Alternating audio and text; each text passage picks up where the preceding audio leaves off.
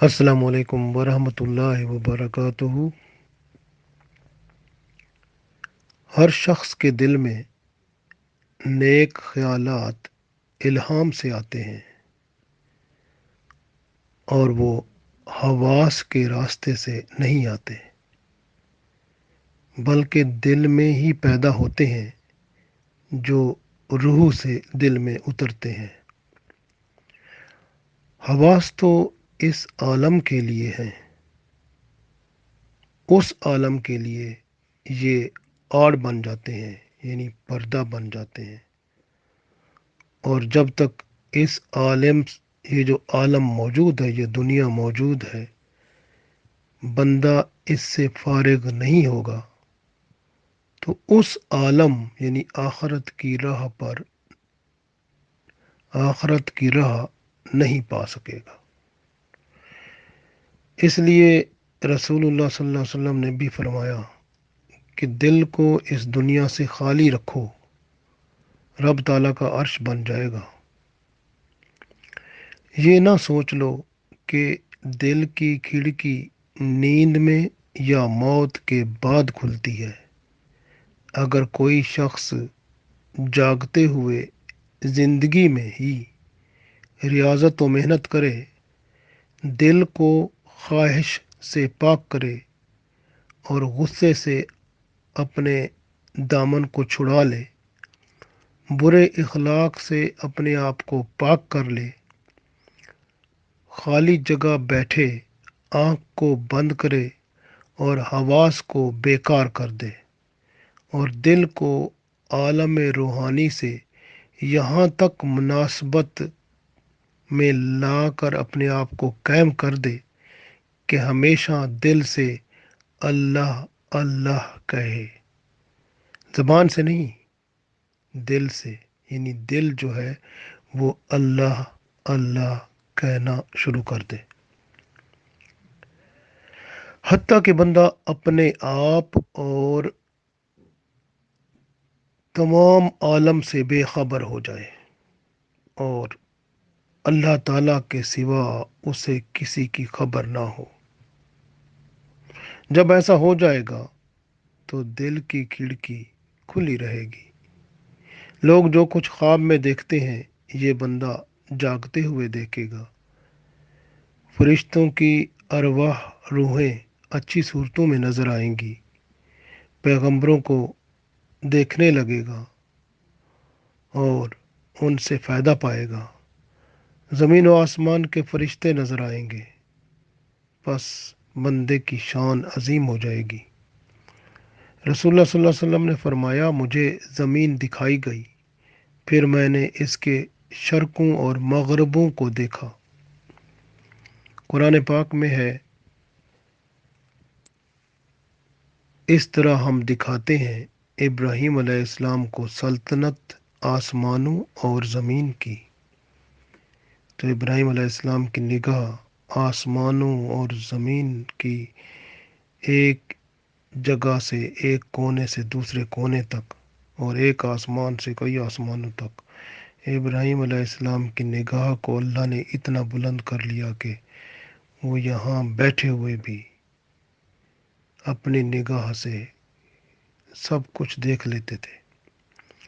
انبیاء کرام علیہ الصلوۃ والسلام کے تمام علوم اسی طرح کے تھے، حواس اور سیکھنے سے نہ تھے۔ سب کا آغاز ریاضت اور مجاہدہ سے تھا۔ رب تعالیٰ نے قرآن پاک میں فرمایا، وَاذْكُرِ اسْمَ رَبِّكَ وَتَبَتَّلْ إِلَيْهِ تَبْتِيلًا۔ وَاذْكُرِ اسْمَ رَبِّكَ، اور اپنے رب کے نام کے ساتھ تعلق جوڑ، وَتَبَتَّلْ، اور علیحدہ کر دے، الہ تبدیلا، یعنی اپنے آپ کو بالکل تو اسی کے قبضے میں دے دے، یعنی اللہ کے قبضے میں اپنے آپ کو دے دے اور باقی سب سے آزاد ہو جا، سب سے ٹوٹ کے اللہ کا ہو جا۔ وَاذْكُرِ اسْمَ رَبِّكَ وَتَبَتَّلْ إِلَيْهِ تَبْتِيلًا، گویا اختیارات سے آزاد ہو کر اس مختار کل کو مان لے، اس کا ہو جا۔ ارشاد باری تعالیٰ ہوتا ہے قرآن پاک میں ایک اور جگہ، رب المشرق والمغرب لا الہ الا ہوا فاتخذہ وکیلا۔ رب تو مالک ہے مشرق اور مغرب کا، اس کے بغیر کسی کی بندگی نہیں ہے۔ فاتخذہ وکیلا، پس تو اسی کو اپنا وکیل بنا لے، اسی کو اپنا کار ساز بنا لے۔ جب تو نے رب تعالیٰ کو ہی اپنا وکیل بنا لیا، اپنا کار ساز بنا لیا، اپنا مددگار بنا لیا، تو اب لوگوں سے تجھے کیا غرض؟ ارشاد ہوتا ہے وَاصْبِرْ عَلَىٰ مَا يَقُولُونَ وَاهْجُرْهُمْ هَجْرًا جَمِيلًا، اور صبر کر اس پر، وَاصْبِرْ اور صبر کر، عَلَىٰ مَا يَقُولُونَ اس پر جو وہ کہتے ہیں، جو لوگ کہتے رہیں ان پہ صبر کرو، بس دھیان ہی نہ دے، کہنے دیں جو کہتے ہیں۔ وَاهْجُرْهُمْ اور چھوڑ دے ان کو، حجرًا جمیلا یعنی اس طرح بھلے طریقے سے، اچھے طریقے سے، جس طرح اچھے طریقے سے کسی کو بہتر طریقے سے چھوڑا جاتا ہے، بس اس طرح ان کو چھوڑ دے، نہ غصہ کر، نہ اس سے لڑائی کر، بس چھوڑ دے۔ یہ رب تعالیٰ نے وہ طریقہ بتایا ہے جس سے قربت خداوندی ملتی ہے، اور یہ سب ریاضت اور مشقت کی تعلیم ہے۔ دنیا کی خواہشات اور محسوسات کے ساتھ دل جو ہے وہ صاف نہیں رہتا۔ جب بندہ دنیا کی خواہشات اور محسوسات یعنی احساسات کو ہٹا دیتا ہے، تب دروازہ جو کھلتا ہے وہ دل کی کھڑکی رب تعالیٰ کی طرف